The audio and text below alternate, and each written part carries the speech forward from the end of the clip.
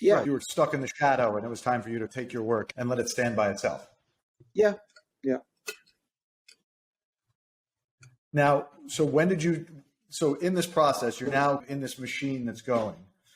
When did you start, like, when did you sell your first piece of art? When did someone was like, I'm buying your art as opposed to his art? I think when you start, and because I witnessed Thierry's start, I was there when we sold the first painting. I know where, I know who. Usually, from my experience, people, they want to help you, basically. It's not like you put a piece in a gallery and somebody like fall in love with it and buy it. He can.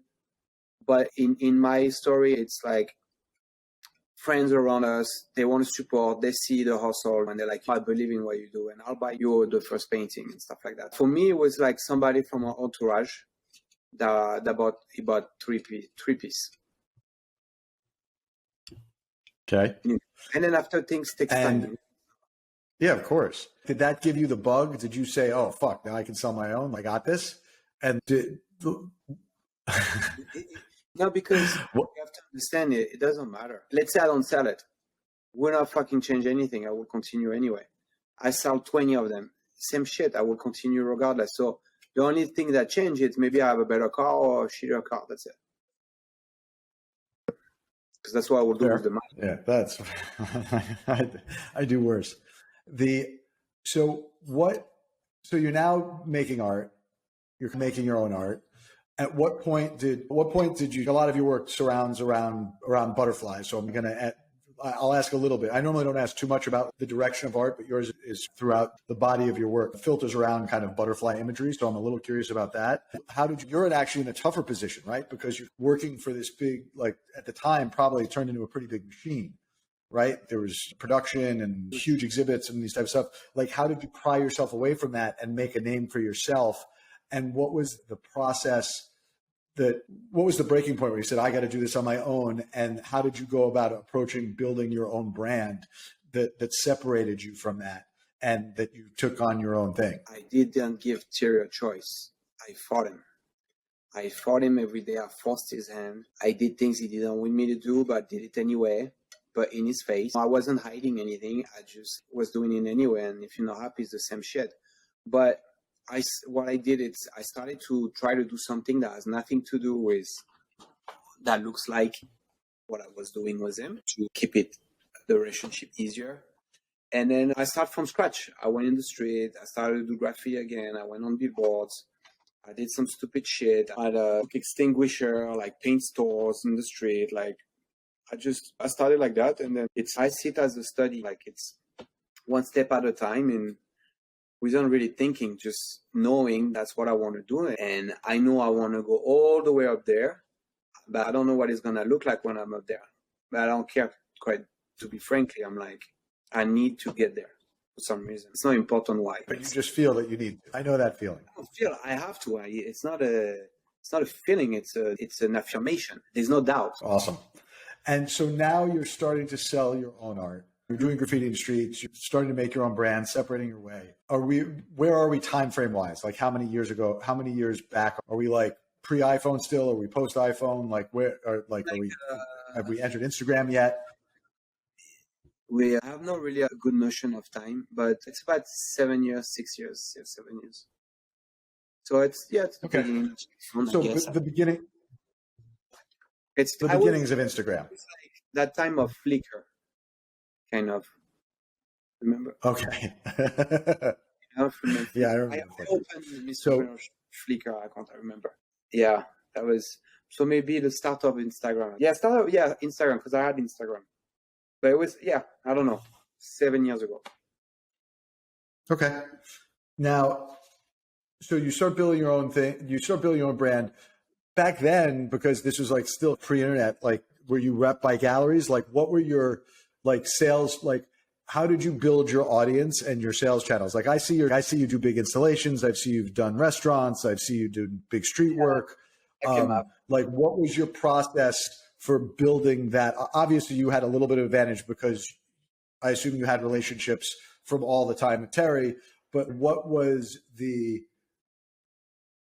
how did you go about building your brand and your business? So I had the studio that I was using with Thierry, because I had my own studio. but I was not supposed to use it for my shit. I will come at night and do my shit regardless. So I have that, which is a big plus for other artists that don't have that. And then for me, my vision was to get known and respected as a street artist and graffiti artist. I'm not the best graffiti artist. I'm not the best street artist. Doesn't matter. To me, it was more like, listen, I'm doing this. I'm serious about it. LA is my town.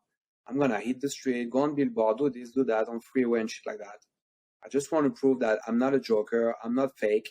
I'll take the risk. I'll go to jail. I'll do all that shit. Give me the respect. And that's all I want. And then, so I was thinking of pushing it, do that. And then I was not thinking about selling anything, to be honest with you. I didn't really care at that time. Now I care about it because I need to run my business. But if that wasn't that, I don't give a shit. You like making because you like creating because you like creating. Yeah. And so basically the tipping point where really I had to start to get galleries because and this is because of Thierry, because when I witnessing where we went through with Thierry, when I'm like, I want to do a show. So obviously I want to do a big show, like he did, a big show to start, which is not the of course. same thing. So I rented that big giant mansion in Koreatown, but like an old mansion, like fucked up mansion, like looked like a Hampton mansion.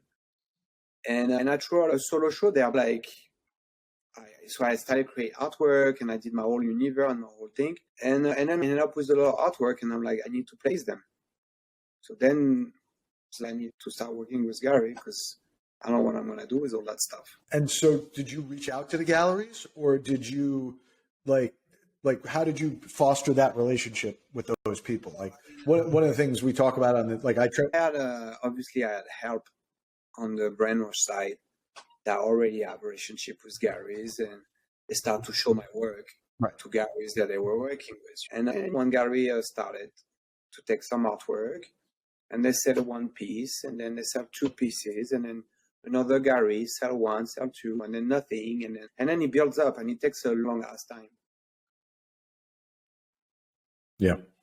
That's I think the lesson here, because one of the things I try to get through the podcast for people, like, because everyone has a different path to how they were able to start selling their art at some sort of scale. And the end of the day, relationships, who is just as important as what, if not more important than what you know. And if you're fortunate enough to be in a position to have relationships that help, I used to own fancy nightclubs in New York City for a long time. So my network is also like very big and complex. And that's why I know people like Terry and other things, just because of my weird relationships. And I've been able to build a career out of that as well. So I understand that completely. So you had mentioned before, now you just want to make money because you need it to run your business, right? So let's talk about the business for a second. Are you at the point now where you have employees? Do you have production assistants? Is there like a team involved? What does that team look like? And how did you get to the point to realize you needed one? I do a lot myself from the beginning. So it took me time to hire people. Now I have two people. I have a personal assistant. She do mostly like emails and like computer stuff and like phone call, organizing things, invoice, talking with Gary, with things like this. Then I have another personal assistant that do mostly labor, like building like canvases and stuff. They help me for things that I cannot do everything by myself anymore. And then I have some freelance that do sales for me. It's a small train, but I have other obligations aside from the business that make that everything becomes heavy. Yeah, when you support other people's, when you have to pay salaries, it's hard. Salary, ex-wife, kids, houses.